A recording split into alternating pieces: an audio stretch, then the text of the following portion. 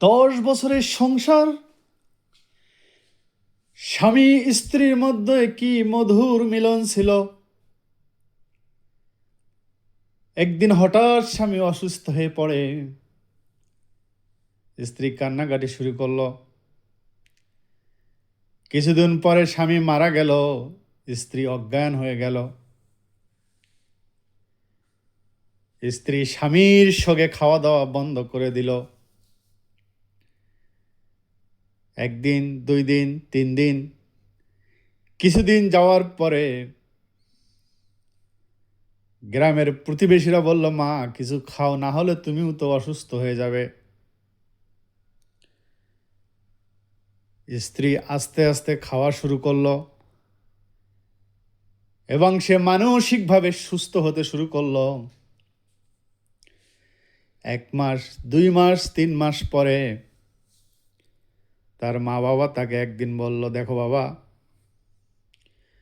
এই দুনিয়া থেকে সবাইকে চলে যেতে হবে, কেউ এই দুনিয়ায় বেশি দিন বাঁচবে না বা স্থায়ী হবে না। তোমার স্বামী মারা গেছে, তোমাকে অবশ্যই নিজের জীবন সঙ্গীর প্রয়োজন।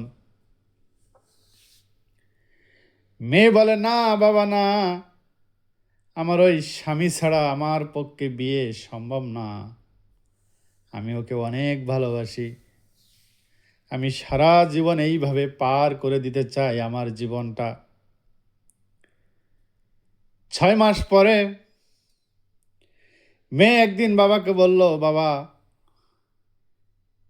তুমি যেটা বলেছিলে ওটাই ঠিক, আসলে একা একা মানুষের পক্ষে থাকা সম্ভব না।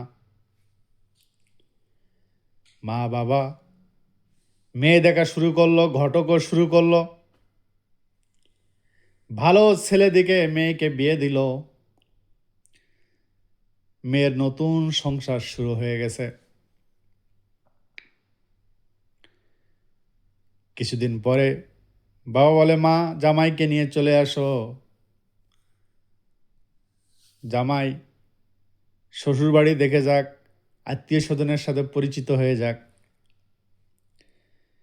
মেয়ে খুব হাসি খুশি নিজের নতুন স্বামীকে নিয়ে তার বাবার বাড়িতে চলে আসলো। বাবা একদিন মেয়েকে বলল, মা কেমন যাচ্ছে তোমার জীবন, সব তো ঠিকঠাকই আছে নাকি? বলে, বাবা তুমি ঠিকই বলেছ, আমি অনেক খুশি আছি, কারণ আগের স্বামীর চেয়ে এই স্বামী অনেক ভালো।